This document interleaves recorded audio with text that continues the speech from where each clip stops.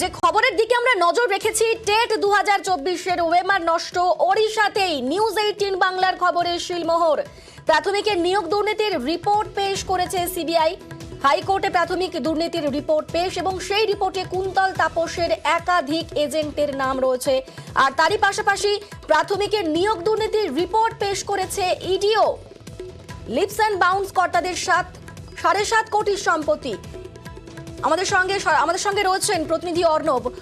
এই বিষয়ে বিস্তারিত বলবে। অর্ণব, তুমি যেমনটা বলছিলে, প্রাথমিক নিয়োগ দুর্নীতি মামলা তার অপরাধের দিকটা তদন্ত করছিল সিবিআই এবং মানি ট্রেল অর্থাৎ আর্থিক অপরাধের দিকটা তদন্ত করছিল ইডি। এবং এখানে সিবিআই এর সাথে আজ বিশদ রিপোর্ট পেশ হলো। কার্যত আমরা আগেই বলেছিলাম চূড়ান্ত পর্যায়ে সিবিআই তদন্ত করছে এবং সেখানে দুটো জিনিস। এক, গতকাল আমরা নিউজ 18 যে খবর দেখিয়েছিলাম যে ওএমআর নষ্ট করা হয়েছে ওড়িশার বালেশ্বরের পেপার মিলে, এবং ওএমআর নষ্ট করার পরে আমরা তথ্য দিয়ে দেখিয়েছিলাম তারপরেও 871 জনের প্যানেল তৈরি করা হয়েছে। প্রাথমিক শিক্ষা পর্ষদের মেলের ভিত্তিতে সেই প্যানেল তৈরি করেছিল এই বাসুরা কোম্পানি, যা প্রাথমিক শিক্ষা পর্ষদের কনফিডেন্সিয়াল সেকশন হিসেবে পরিচিত। আজকে সিবিআই রিপোর্ট দাখিল করতে সিবিআই কথা ইজলাসে যেটা জানালো, প্রাথমিক নিয়োগ দুর্নীতি মামলা কার্যত মূলত এস বাসুরা কোম্পানি একে শিকন্ডি খাড়া করে এই নিয়োগ দুর্নীতি চালানো হয়েছে।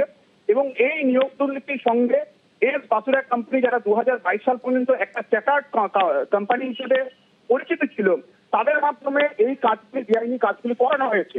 এবং শুধু তাই নয়, বোর্ডের একাধিক কর্মী এই নিয়োগ দুর্নীতির সঙ্গে যুক্ত। গতকাল আমরা বলেছিলাম 22 লক্ষ ওএমআর, 268 কুইন্টাল ওএমআর উড়িষ্যার বালেশ্বরের 2018 সালের 17 মার্চের মধ্যে, 14 ফেব্রুয়ারি থেকে 17 মার্চ 2018 সেখানে পেপার মিলের কাঁচামাল সেগুলোকে নষ্ট করা হয়েছে। আজকে সিবিআই রিপোর্টে জানালো শুধু নষ্ট করা হয়েছে উড়িষ্যার বালেশ্বর তাই নয়, ওই ওএমআর গুলি নষ্ট করার কোনো আইনসঙ্গত পদ্ধতিও মানা হয়নি। যে বাসুরা কোম্পানি এই ওএমআর নষ্টের কাজটি করেছে, ওদের অ্যাডক কমিটির সিদ্ধান্ত মেনে ওই ওএমআর নষ্ট করার আইনগত প্রক্রিয়াও সঠিক নয়। কারণ আমরা গতকালই বলেছিলাম কোন রকম ওয়ার্ক অর্ডার ইস্যু করা হয়নি। উত্তর কলকাতার বিবেকানন্দ রোডের 14/3 আর.কে ভিটি এন্টারপ্রাইজ যে কোম্পানিকে বরাদ দেওয়া হয়েছিল, তাদেরকে ওয়ার্ক অর্ডার দেখাতে পারেনি সেই কোম্পানি। সিবিআই তদন্ত করতে গিয়ে সেই তথ্য সামনে এসছে। অর্থাৎ ওয়ার্ক অর্ডার ছাড়া ওএমআর নষ্ট হয়ে গেল, এর বাসুরা কোম্পানি বোর্ডের অ্যাডক কমিটির সিদ্ধান্ত মেনে করে দিল। এই পুরো বিষয়টা বেআইনি কাজ, সিবিআই আজ আদালতে দাঁড়িয়ে জানালো।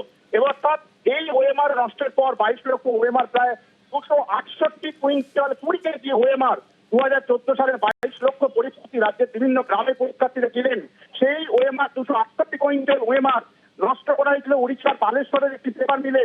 এই নষ্ট করার আইনগত প্রক্রিয়া মানা হয়নি, অর্থাৎ বেআইনি কাজ হয়েছে। এই ওএমআর নষ্ট করার প্রক্রিয়াটার মধ্য দিয়ে সিবিআই এজলাসে জানালো এবং রিপোর্টে তারা দাখিল করলো। প্রভাবশালীদের তালিকা এবং একই সঙ্গে এজেন্টের তালিকা আমরা বলেছিলাম 12 থেকে 13 জন বা 14 জন এরকম পাওয়া যাচ্ছে। মূল এজেন্ট যাদের মাধ্যমে বিভিন্ন সাব এজেন্টের মাধ্যমে মূল এজেন্টের কাছে টাকা আসতো এবং এই টাকাটা প্রভাবশালী হয়ে চলে আসতো কলকাতায় একটা নির্দিষ্ট বা একটা ঠিকানায়। এই যে মূল এজেন্ট 12-14 তাদের ঠিকানা চিহ্নিত করেছিল এবং সেই এজেন্টের তালিকা এবং প্রভাবশালীদের নামের তালিকা আজ মুখোমুখি রিপোর্ট আকারে। বেশ অর্ণব, তুমি আমাদের সঙ্গে থাকো, আমরা আরো একটি খবরের দিকে এই মুহূর্তে নজর রাখবো।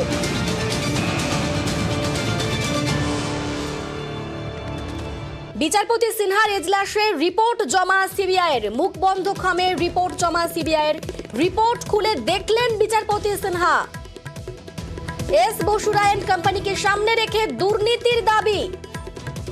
আমাদের সঙ্গে রয়েছেন অর্ণব। আর বিস্তারিত বলবে। অর্ণব, রিপোর্ট খুলে দেখলেন বিচারপতি এবং এস বসুরা এন্ড কোম্পানিকে সামনে রেখে দুর্নীতির ছবিটা স্পষ্ট হচ্ছে।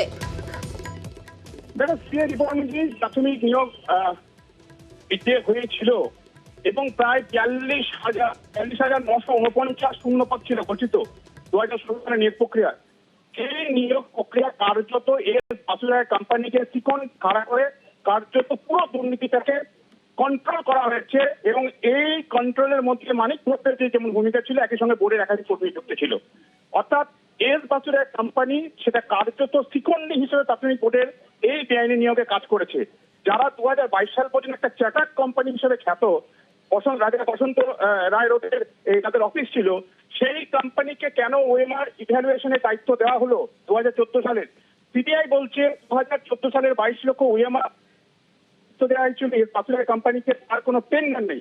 অর্থাৎ কোন রকম টেন্ডার দরপত্র ছাড়াই মৌখিক আলোচনা করে একটা কোম্পানিকে 22 লক্ষ ওএমআর ভ্যালুয়েশনে কাজ করানো হচ্ছে। শুধু তাই নয়, প্রাথমিক শিক্ষা পর্ষদ তাদের সংবিধান পরিবর্তন করে, অর্থাৎ সিলেকশন কমিটির জায়গায় কনফিডেন্সিয়াল সেকশন তাদের প্যানেল তৈরি বা ওএমআর ক্ষেত্রে ইনিশিয়াল প্যানেল তৈরি করতে এই যে নতুন সংবিধানটা নিয়ে এলো গভর্নমেন্টের কাছে অনুমতি নিয়ে, সেখানে এই কনফিডেন্সিয়াল সেকশনের যে কাজটা দিল 2012 যে ডেট, তার দরপত্র আহ্বান করে কাজ দেওয়া হয়েছিল এসবাসুরাই কোম্পানিকে, কিন্তু 2014 থেকে 22 লক্ষ ওএমআর ইভ্যালুয়েশনের কাজ দেওয়া হয়েছিল উইদাউট টেন্ডার, কোনো টেন্ডার ছাড়াই।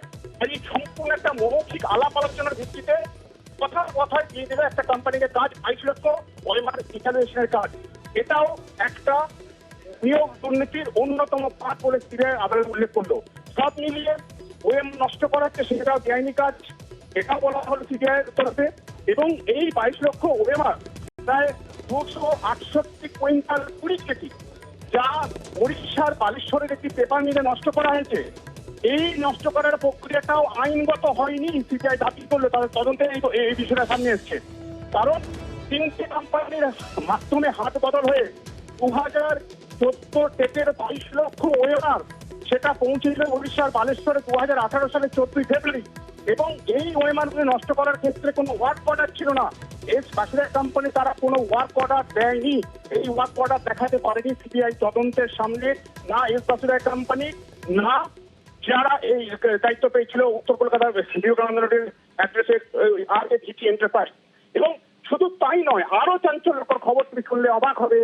এই যে বরাদ্দটা হয়েছে, এই যে সার্টিফিকেশন হয়েছে, বিচারপতি অভিজিৎ গঙ্গোপাধ্যায় যখন সিবিআই কে তদন্তের নির্দেশ দিলেন, এই ওএমআর ডিস্ট্রাকশন নিয়ে ওএমআর কোথায় গেল, আসল ওএমআর কোথায় গেল, 8 জানুয়ারি 2022 তখন সার্টিফিকেশন করা হচ্ছে, শংসাপত্র দেওয়া হচ্ছে এস বাসুরাই কোম্পানির তরফে, তারা 2018 সালে সেগুলি নষ্ট করেছে।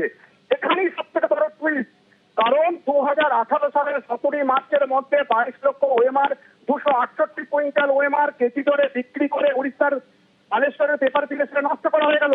আর ঠিক তারপরে আরো 3বার প্যানেল প্রস্তুত করা হলো, কাদের মাধ্যমে, এস বাসুরাই কোম্পানির মাধ্যমে। সিবিআই তদন্ত বলছে প্রাথমিক শিক্ষা পর্ষদের কাছ থেকে বাই ইলেকট্রনিক মেল, ইমেল মারফত নাম আসতো তাদের কাছে, তার কাছে এস বাসুরাই কোম্পানির কাছে। এই এস বাসুরাই কোম্পানির যে কর্তা থেকে এই মতো সিবিআই হেফাজতে তিনি জেলে রয়েছেন, এই এস বাসুরাই কোম্পানি ওই নাম পাওয়ার পর অর্থাৎ ওএমআর নষ্টের পরেও 3বার প্যানেল প্রস্তুত করে দিয়েছে তারা, এবং 871 জনের প্যানেল প্রস্তুত করা হয়েছে।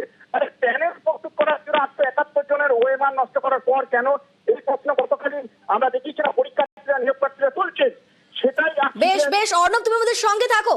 এবং ওপেন কোর্টে সিবিআই এই রিপোর্টের স্যালিয়েন্ট ফিচার্স তারা জানিয়েছেন। মূলত যেটা তারা জানিয়েছেন সেটা হলো যে টেট 2014-তে যে কোম্পানির উপর দায়িত্ব ছিল ওএমআর শিট অ্যাসেসমেন্টের, সেই এস বাসুরায়ান কোম্পানিটি 2022 সাল পর্যন্ত সেটাই ছিল মূলত একটা chartered accountant farm, CA farm.